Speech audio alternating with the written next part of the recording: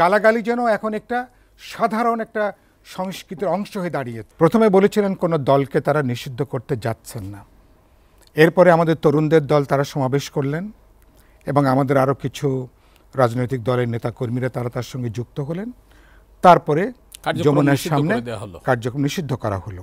এবছর একটা অসাধারণ ধর্মীয় সম্প্রীতির মধ্য দিয়ে হিন্দু ধর্ম অবলম্বীদের সবচেয়ে বড় যে উৎসব শারদীয় দুর্গোৎসব সেটা পালিত হয়েছে। সেটা আমাদের জন্য স্বস্তির, কিছুটা আনন্দের। অনেকে যেটা আশঙ্কা করেছিলেন অনেকগুলো ঘটনার, কিন্তু এবছর প্রধানত বলবো মানুষের তাদের সচেতনতা এবং তারা যেভাবে আমাদের হাজার হাজার এমনকি রাজনৈতিক দলগুলোর নেতাকর্মীরা স্বেচ্ছাসেবকের ভূমিকা তারা পালন করেছিলেন। আমাদের ল এনফোর্সিং এজেন্সিস তারাও সক্রিয় ছিলেন। কিন্তু এটা আমরা বলি যে ধর্ম যার যার উৎসবটা সবার, ফলে সবাই যুক্ত হওয়াতে এবার দেবী দুর্গার এই মানে দুর্গা পূজা এবার নানা উৎসবের একটা বর্ণিল এবার একটা রং নিয়েছিল। এটা আমাদের একটা শক্তি, এটা আমাদের যে মৈত্রী, আমাদের অসাম্প্রদায়িক গণতান্ত্রিক চেতনা যেখানে আমাদের মানুষকে ঐক্যবদ্ধ করে, মানুষকে একত্রিত করে। ভিন্ন ভিন্ন ধর্মবিশ্বাসের পরেও আমরা নিজেরা পরস্পর যেভাবে মর্যাদা বন্ধুত্ব সম্পর্কের মধ্য দিয়ে শত শত বছর ধরে আমরা টিকে আছি, এটাই হচ্ছে শক্তি। এবং এবারকার অভ্যুত্থানের মধ্য দিয়ে আমরা যেটা এখানে আলোচনা করলেন, আমরা যাদের সাথে আমাদের অনেকের সাথে মুখ দেখা দেখিও বন্ধ ছিল বা হতো না, আমরা ফ্যাসিবাদ বিরোধী লড়াই করতে যেয়ে আমরা সকল রাজনৈতিক দলকে আমরা যুক্ত করেছি মাঠের আন্দোলনে, তারা যাতে সামিল হন। এটা আমাদের মধ্যে নতুন সম্পর্ক, বন্ধুত্ব, একটা বোঝাপড়ার জায়গাটা এটা তৈরি হয়েছিল। 5ই আগস্টের অভ্যুত্থান এবং তার পরবর্তী পর্যায়েও আমরা নানাভাবে সে বন্ধুত্বের জায়গাটা লক্ষ্য করেছি। জাতীয় ঐক্যমত্য কমিশনের আপনি ভেতরকার যে চেহারা, মঞ্জু বিভিন্ন সময় তিনিও মোটামুটি ছিলেন, সেখানকার যে আলোচনা, বন্ধুত্ব, ভ্রাতৃত্বের পরিবেশ, বাংলাদেশের সম্ভবত গত 53-54 বছরে 30-31টা দল এত অসাধারণ একটা বন্ধুত্বর পরিবেশে কোনো আলাপ আলোচনা, প্রায় ধরুন যেটা অল্টারনেটিভ এক ধরনের সংবিধান সভার মতন যে আলাপ আলোচনা, সেটা একটা অসাধারণ একটা সম্প্রীতি জন্ম দিয়েছে। আবার এই নেতারা যখন আবার প্রেস ব্রিফিং করছেন তখন আবার সেখানে দলের কথাবার্তা বলছেন, সেখানে বৈরিতার কথা আসছে। মাঠে যে যখন আবার বলছেন তখন বেলি রোডের ফরেন সার্ভিস একাডেমির ভেতরকার যে আলোচনা, তার ছাপটা কিন্তু মাঠের বক্তৃতা দেখা যায় না। এটা খুব অস্বাভাবিক না, কিন্তু যেটা প্রয়োজন মনে করি, রাজনৈতিক অভ্যুত্থানের পরে স্বাভাবিকভাবেই যখন রাজনীতির প্রশ্ন, নির্বাচনের প্রশ্ন, দল জোট তার নির্বাচনী এজেন্ডা নিয়ে যাবেন, এটাই স্বাভাবিক। আর একটা গণতান্ত্রিক, একটা বহুত্ববাদী সমাজে, একটা গণতান্ত্রিক সমাজে দল থাকবে, মতাদর্শ থাকবে, রাজনীতি থাকবে, রাজনৈতিক প্রতিযোগিতা থাকবে, বিতর্ক থাকবে, আলাপ আলোচনা থাকবে, হাসি ঠাট্টা ব্যঙ্গ বিদ্রুপও থাকতে পারে। কিন্তু এই প্রতিযোগিতা যদি একটা বৈরী যদি একটা জায়গায় পর্যবসিত হয়, সেটা খুবই দুর্ভাগ্যের। তাহলে অর্জনটা তাহলে বুঝতে হবে যে আপনি ভেতরে যেটা করছেন কোনটা সত্য, ভেতরেরটা সত্য নাকি বাইরেরটা সত্য। একসময় তো দুটো জিনিস একসাথে সত্য হতে পারে না। তার মানে মাঝে মধ্যে মনে হয় যে না, আমরা একটা নতুন যুগে হয়তো আমরা প্রবেশ করছি, ভিন্নতার মধ্যেও ঐক্যের সেতুবন্ধন। আপনার সাথে আমার একটা পার্থক্য আছে, মানে আপনি আমার শত্রু না, আমি আপনার মতামতকে শুনছি, আমি মর্যাদা দিয়ে আমি এটাকে বিবেচনার মধ্যে রাখছি, আমি ভিসাভিস আমি নিশ্চয় দাবি করব আপনি আমার সঙ্গে দ্বিমত হলেও কথাটা শুনবেন, বিবেচনা রাখবেন। কারণটা কি? কারণ দিন শেষে দেশটা আমাদের একটা বহু বিচিত্র যে দেশ, বিচিত্র সংস্কৃতি, আমাদের বহু ধরনের রাজনীতি, চিন্তা, সংস্কৃতি, মতাদর্শ, এজেন্ডা, বহু কিছু। তাহলে ন্যূনতম একটা রাজনৈতিক সংস্কৃতিটা বজায় রাখা দরকার।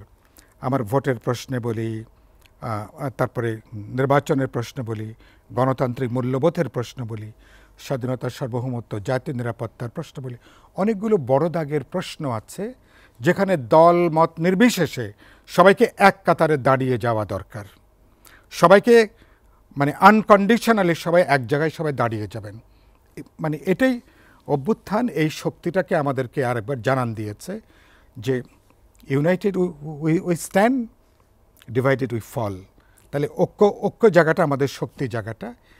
কিন্তু মনে হয় মাঝে মধ্যে রাজনৈতিক সংস্কৃতির ক্ষেত্রে আমাদের গুণগত পরিবর্তন হয়েছে কিনা মাঝে মধ্যে সন্দেহ জাগে। কেন জাগে?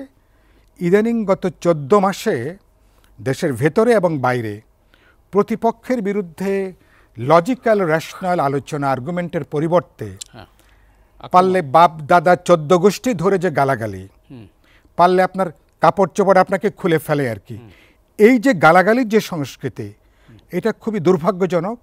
এবং এটা মনে হচ্ছে এখন এটা কিন্তু আগে কিন্তু রাজনীতির সংস্কৃতির মধ্যে ছিল না।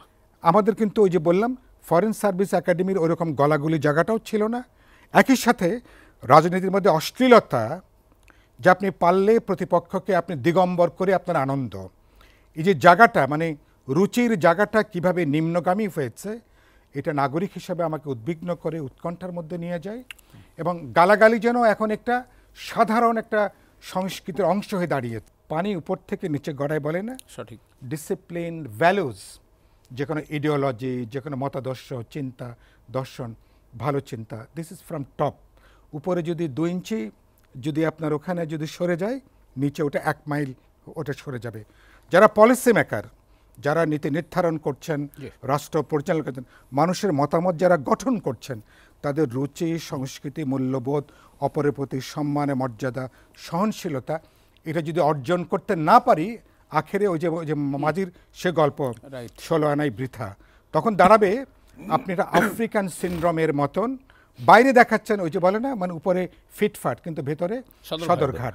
তো সেই জায়গাটা যাতে না হয়। এখন কিন্তু সদরঘাট অনেক বদলে গেছে। সদরঘাট এখন বদলে গেছে, সুতরাং এখন অনেক চমৎকার এখন সদরঘাট, যেহেতু এখন আগের মতন ভিড়ভাট্টা জায়গাটা নাই, বাট ওটার একটা অন্য আনন্দ ছিল ওখানে।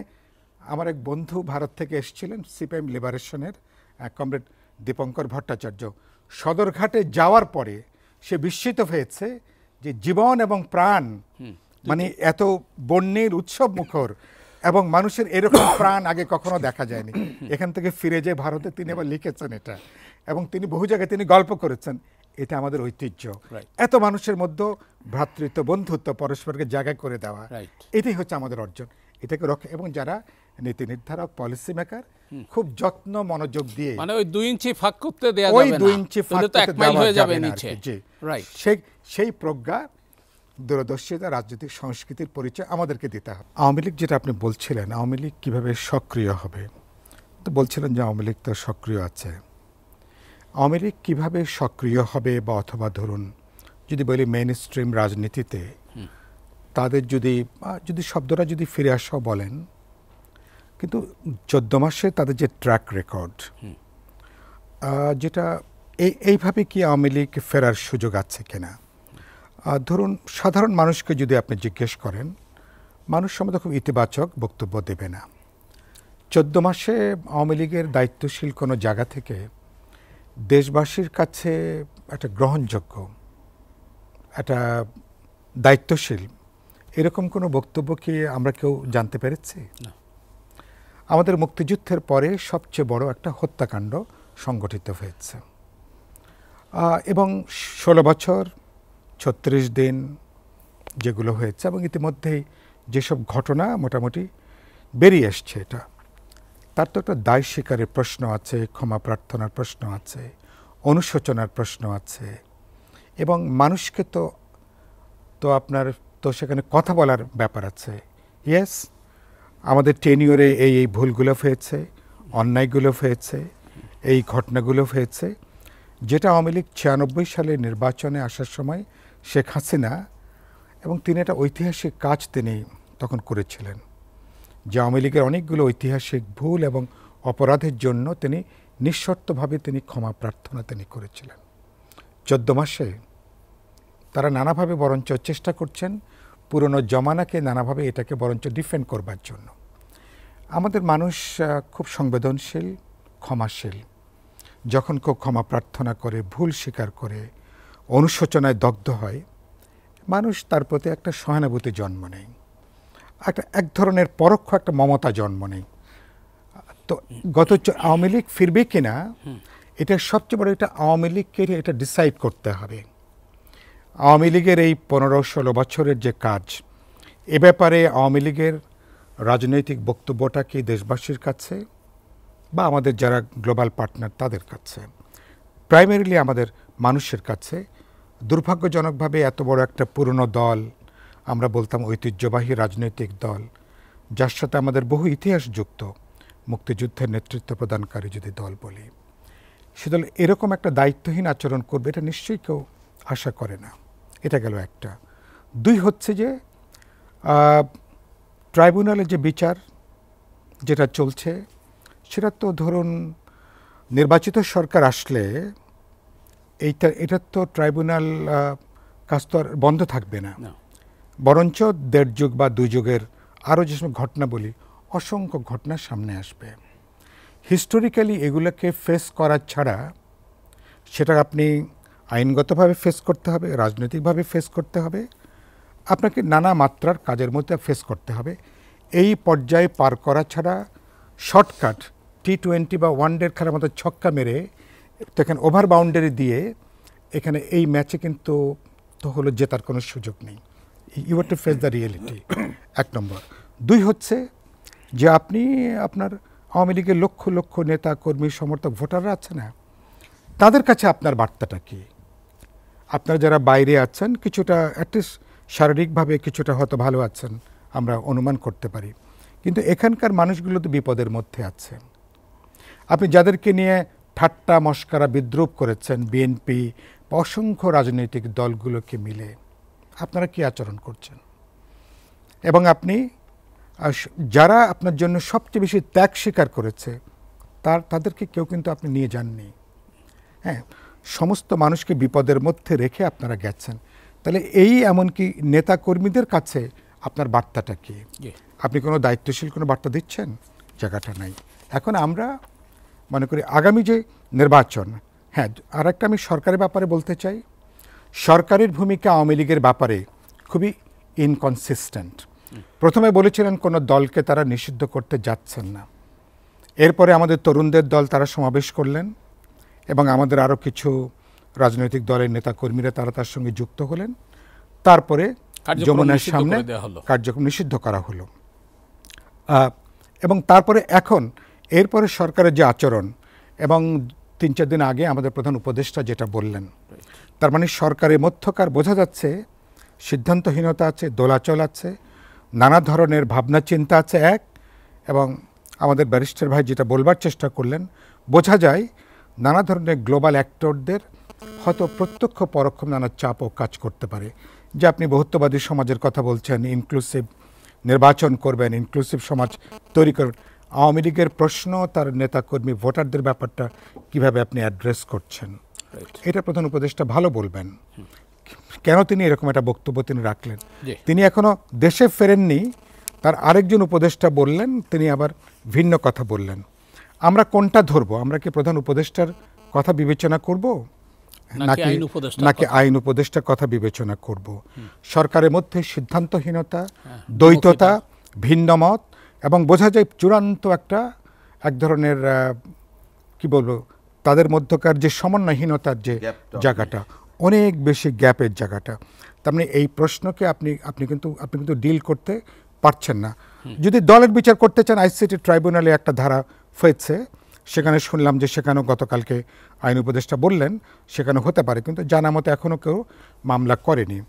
এরকম হলে তো মানে এটা একটা প্রশ্ন, কিন্তু তার জন্য তার লক্ষ লক্ষ নেতা কর্মী সমর্থক ভোটার তাদের জন্য অপশানটা কি? তো এটা একটা প্রশ্ন। আর সরকারের কাছে, আর আমি যেটা বলতে চাই, কোনো দলকে, আমি আপনার অনুষ্ঠানের মাধ্যমে বলতে, কোনো দলকে এই যুগে গ্লোবালি 2-3টা ঘটনা ছাড়া এই যুগে সংগঠিত বা অর্গানাইজড কোনো দলকে নিষিদ্ধ করাটা কোনো সমাধান না। এটাকে আপনি তাৎক্ষণিক কিছু ফলাফল পেতে পারেন, আপনি হয়তো ধরেন আগামী ফেব্রুয়ারি কিছু ভোটের সমীকরণে আপনি কিছু ফলাফল পেতে পারেন, কিন্তু কোনো দলকে মোকাবেলা করতে গেলে ইডিওলজিক্যালি, পলিটিক্যালি, অর্গানাইজেশনালি কালচারালি আপনাকে মোকাবেলা করতে হবে। এখন যারা নিষিদ্ধ করার কথাটা বলছেন, তারা কি কোনো আদর্শিক জায়গা থেকে বলছেন? তারা কোনো নীতিনিষ্ঠ জায়গা থেকে তারা বলছেন?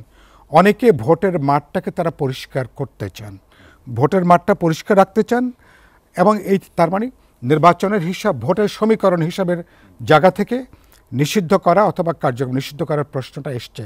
এটা যে কোনো, এবং এটা বোঝার জন্য রাজনীতি পণ্ডিত হওয়ার দরকার নেই, সাধারণ লেম্যান যে কোনো মানুষ, তার মানে আপনার কোনো আদর্শিক জায়গা নাই, আপনার কোনো নীতিনিষ্ঠ সঙ্গতিপূর্ণ কোনো অবস্থান নাই। আপনার জন্য কখন কোনটা সুবিধা, কোনটা বললে আপনার ভোটের, কোনটা বললে আপনার জন্য কনভেনিয়েন্ট, আপনার ভোটের বাক্স কিছুটা ভোট বাড়তে পারে, কোনটা বললে আপনি বাড়তি কিছু সুবিধা পেতে পারেন, এটাই হলো রাজনীতি।